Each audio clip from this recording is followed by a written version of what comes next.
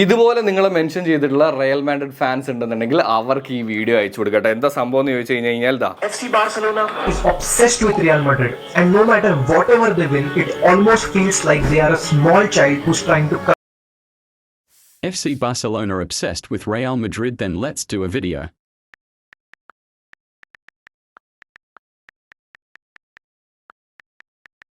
ഈ Real Madrid fans പറയുന്ന രണ്ട് കാര്യങ്ങൾ. ഒന്നാമത്തെ കാര്യം എന്താണെന്ന് വെച്ച് കഴിഞ്ഞാൽ ലാലിഗയും കോപ്പ ഡെൽ റേ അടിച്ചതിനൊക്കെയാണ് ഇമ്മാരി സെലിബ്രേഷൻ എന്നുള്ളത്. പിന്നെ ഇതേ കോപ്പ ഡെൽ റേയിൽ 2023 സെമി ഫൈനലിൽ ബാഴ്സലോണയ്ക്കെതിരെ ജയിച്ചു കഴിഞ്ഞ് കഴിഞ്ഞപ്പോൾ നിങ്ങളുടെ സെലിബ്രേഷൻ എന്തായിരുന്നു?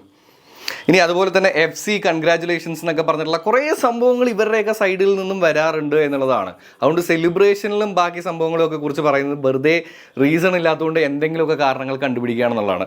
അതങ്ങോട്ട് പോട്ടെ. പിന്നെ ഈ വാർ വന്നു കഴിഞ്ഞിട്ട് ബാഴ്സലോണയെ എവിടെയും കാണാനേ ഇല്ല എന്ന് പറയുന്നവരോടൊരു കാര്യം എന്താണെന്ന് വെച്ച് കഴിഞ്ഞാൽ ഈ 21st സെഞ്ച്വറിയിൽ റയൽ മാഡ്രിഡിനെയും ബാഴ്സലോണയും കമ്പയർ ചെയ്യുകയാണെന്നുണ്ടെങ്കിൽ ഒരു പടി മേളിൽ നിൽക്കുന്നത് ബാഴ്സലോണയാണെന്നുള്ളതാണ് കേട്ടോ.